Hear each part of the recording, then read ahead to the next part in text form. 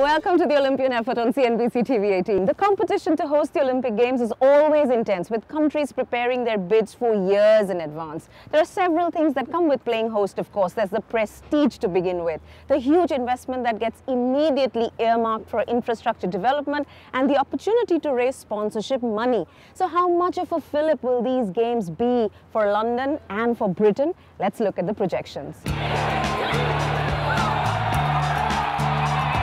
After a quiet, almost introspective start, London caught Olympic fever, with large crowds on the streets celebrating the final countdown to the opening ceremony. The London 2012 Games will showcase Britain to the world through August and September. This will give the host nation a chance to attract visitors and business. According to Britain's Office of National Statistics, GDP shrank by 0.7% in the second quarter, making it the third consecutive quarter of contraction. The grim economic climate has made the London Olympics even more valuable, with optimists believing that it will boost business and spirit in an economy that's worse for wear. Besides the immediate benefits of business contracts and jobs, they say the Olympics are an investment that will pay long after the Games are done. For us, it's very much about marketing the destination rather than the Olympic Games themselves. That job will be done by the organising committee. Our job is to make sure that we make the most of that, the fact that the spotlight of the world is going to be on Britain. See, London is a huge... Leading the UK's business initiative is the UK Trade and Investment Agency's Olympic Legacy Unit. The centrepiece of their effort, a series of 17 global business summits that are being held in London alongside the Olympic and Paralympic Games. As a result of all the interactions that we encouraged during the Olympics, we've set ourselves that challenging target of £1 billion.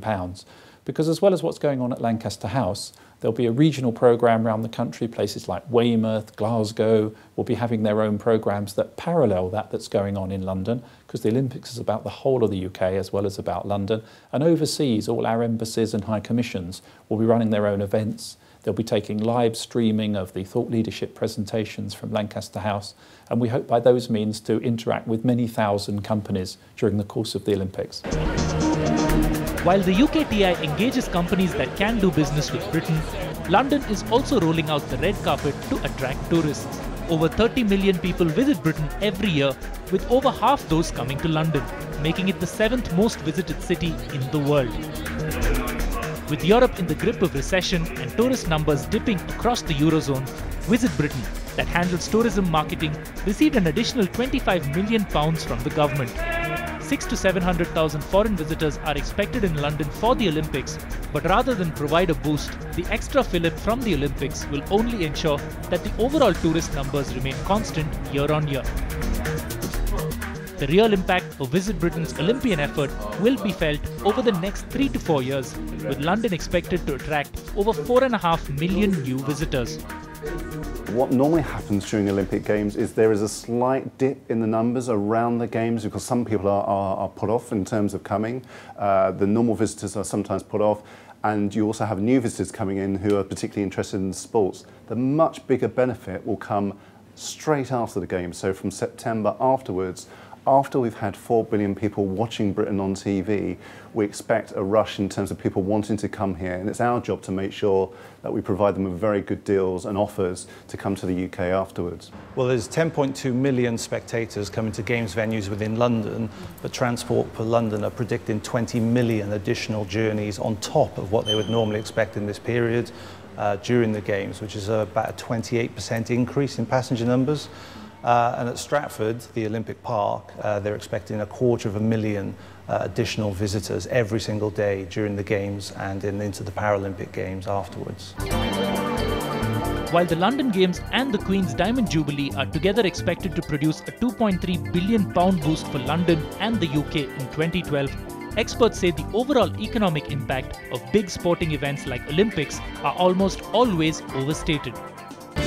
While there's still a week to go for London to officially pass the Olympic baton to Rio, the jury is out on whether the Games will be beneficial. Goldman Sachs expects the sales of nearly 6 million tickets to provide a small boost to the GDP, equivalent to 0.1% of national output. And though Goldman Sachs is pegging the British government's expected £13 billion yield from the Games an underestimate, only time will tell if London's Olympic redevelopment dreams come true. Mixed reactions there to the benefits these games will bring to London and to Britain. Ahead on the show, how different will these Olympics be from the last one in Beijing and some of the more recent ones. We'll be back in just a bit. 4 billion people are going to be, in one way or another, watching the London Games.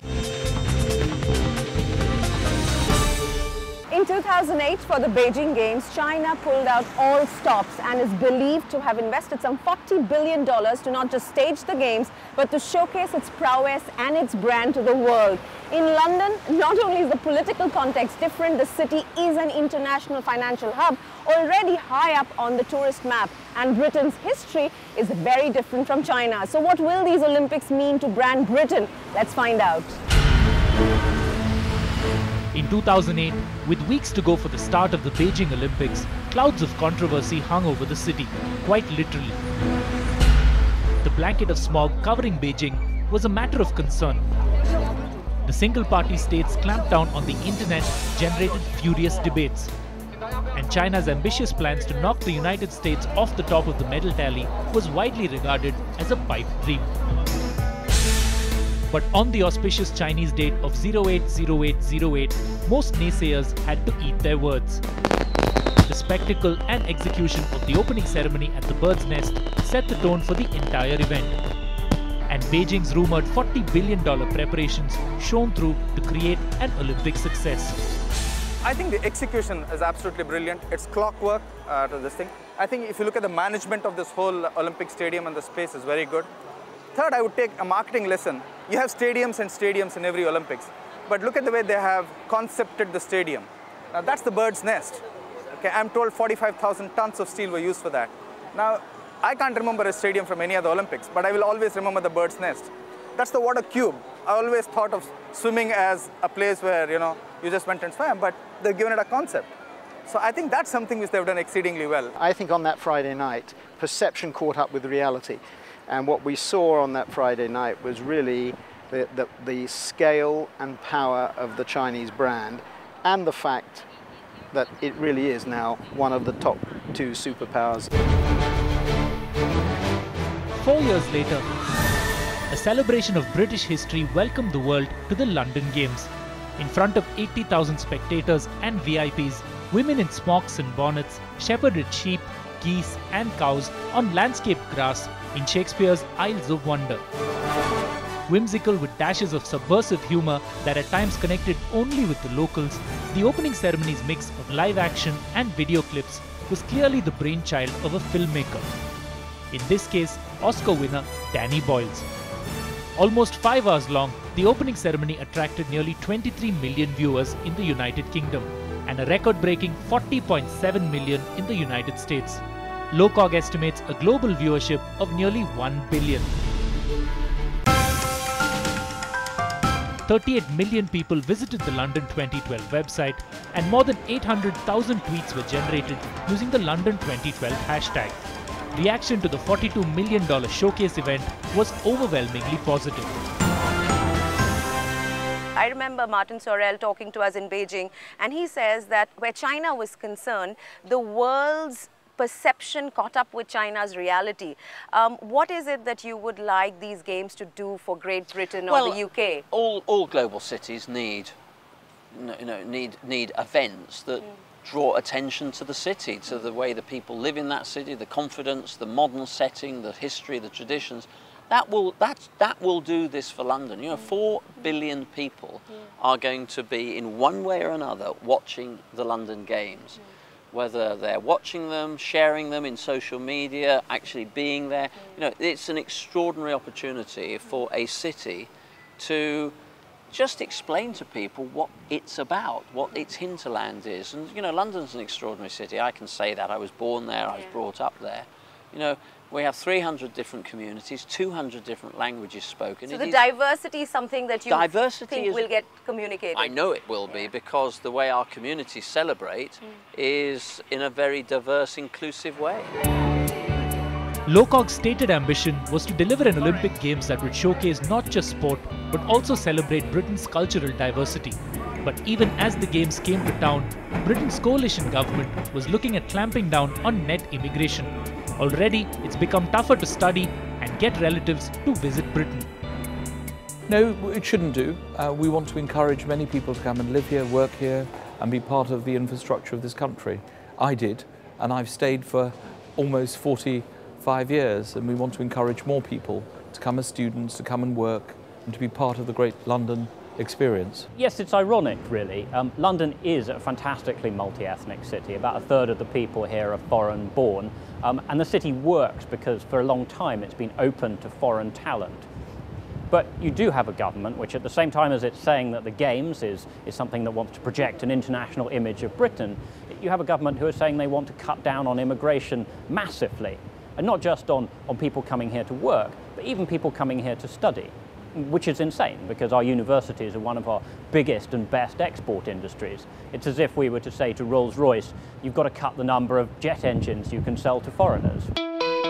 In 2008, China didn't just win a gold for hosting the Olympics. It also picked up the most number of golds in the Games, 51, pipping the United States to the top of the Olympic medal tally and reaffirming its dominance in world sport. 1 week into the London Games, as of 3rd August, that competition remains stronger than ever.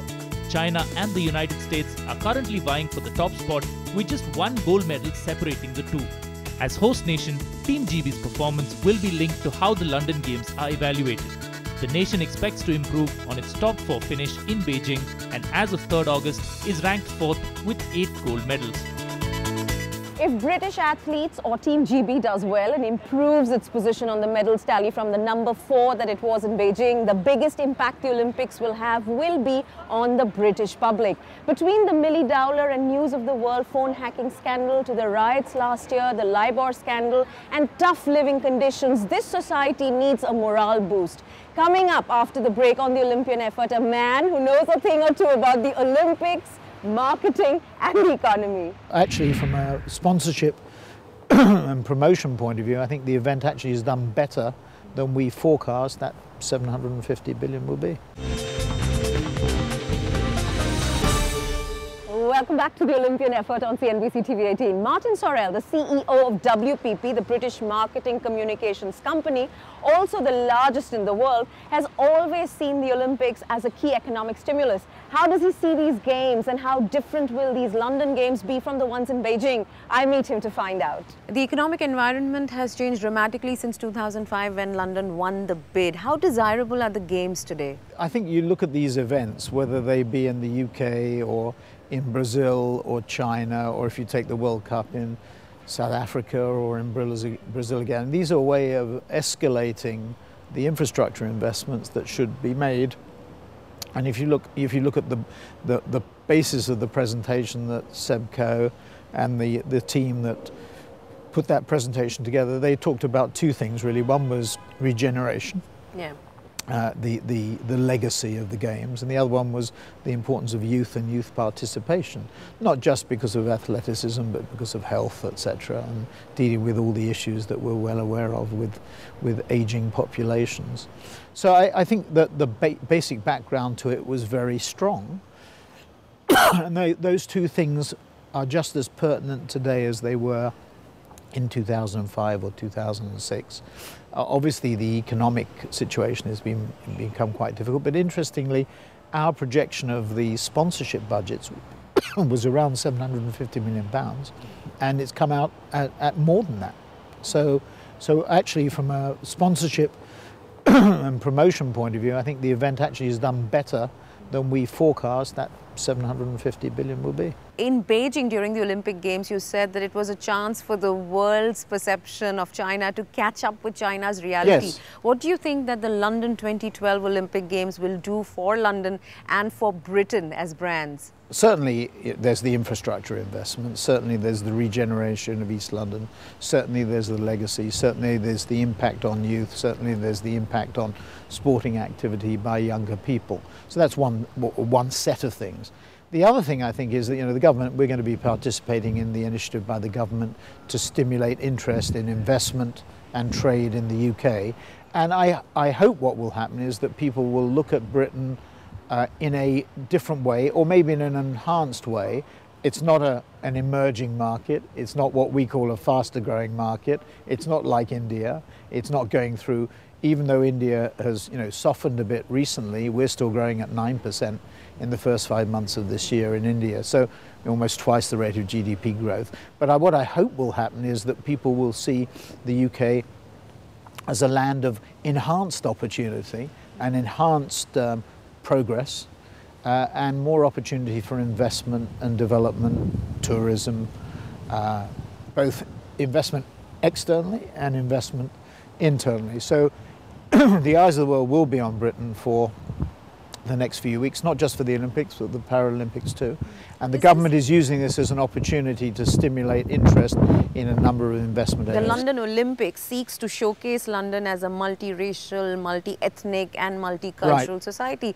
And yet, on the other hand, you have the government saying that it will try and bring down immigration into this country, and that doesn't quite go in sync with each other, does it? Well, as a second generation immigrant, I have some sympathy for the argument you've just put together.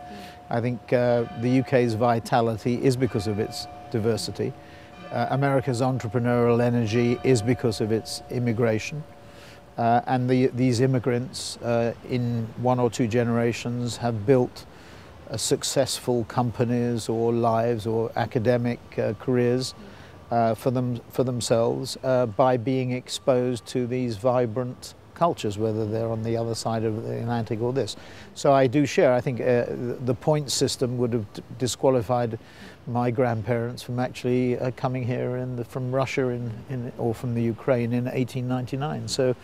So I'd agree with you. So I think there has to be changes, obviously, in not just in the UK, by the way, in the US as well. I mean, what the US does is crazy, and they educate all these people from abroad, and then they don't give them visas to stay. So you think that what the Games are trying to project this city and this country to be, and what the government is doing in terms of policies, are contradictory? Well, not specifically in light of the Games, but I think what the government has to do. I mean, the coalition government has tried to reduce the rate of increase in spending to try and balance the budget, which I think is the right thing to do. The other thing they have to do is to implement a policy that gives people hope about the future, given the fact that it have to be a difficult few years whilst we balance the books. So this applies not just to the UK, but to France and Italy and Spain. The Germans have addressed this. The sad thing about politics is that you address the issues, as Chancellor Schroeder did. That's the good news. The bad news is he's not there to see the results, even though Germany has crossed those results. So you have to do unpopular things. The thing the government has not done here yet is really implement the policy, one of which is immigration policy, but it's about education, it's about technology, it's about infrastructure, both hard and soft. So you stand by the fact that the Olympics are good business for Britain? Yes, I do believe that. I think these events are good in positioning countries, just like we saw in China, just like we saw in South Africa, not just in the context of South Africa, but Africa as well. And it'll be good for Britain. It's different actually from a mature country, as opposed to a faster growing country. I think it's probably easier, to be frank, for a faster growing country such as in India. The Commonwealth Games pose certain challenges, at least for India, in terms of organisation and implementation. I mean, the Olympics project, in terms of a project, is the mother of all pitches. I remember a number of the people that we knew worked were in our industry and worked on the Olympics pitch, and it was the mother of all pitches, as they described it. So Martin Sorrell there with his take on the London Olympics. So we hope you enjoyed our programming around the Olympics and the unique perspective we've got you. Do tune in at the end of the Games for one final show of the Olympian effort.